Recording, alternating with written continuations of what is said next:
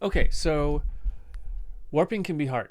It can be a tricky thing to figure out, and it's not the easiest part about using live. So I want to do it a little bit more.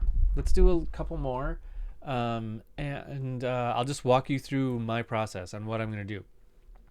Now, before we do these, I want to point out one thing: is that a lot of the time, live is going to warp things correctly.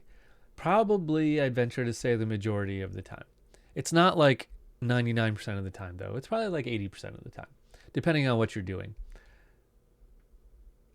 So I'm going to pull in clips that are intentionally warped wrong, or I'm pretty sure are warped wrong. But just know that, the majority of the time, things actually go pretty well with this. But I'm going to create some problems for us just to, learning opportunity stuff. You know how it works. Okay, so let's do another beat. So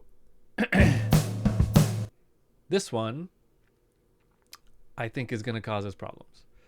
So it's short. Warp was turned off by default, which is surprising. So let's turn that on. Okay, we'll take a look at it. And let's loop it and turn on the metronome.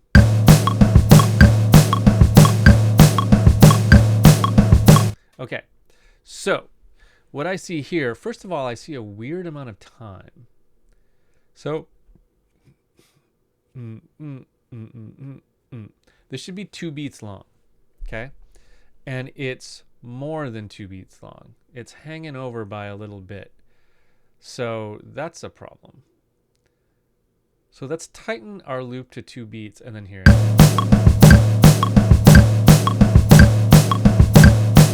Okay, obviously that's wrong. So let's see if we can figure this out. Okay, I'm going to slow down my tempo a little bit.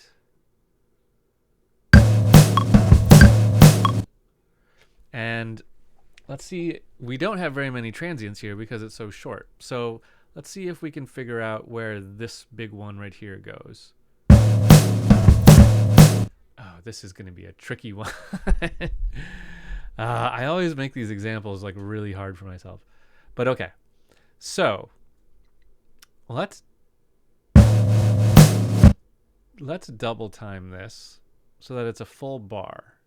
And then this will be easier to deal with, and then I'll undo it at the end. Okay?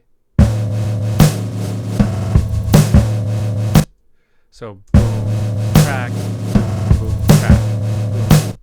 That's what I want.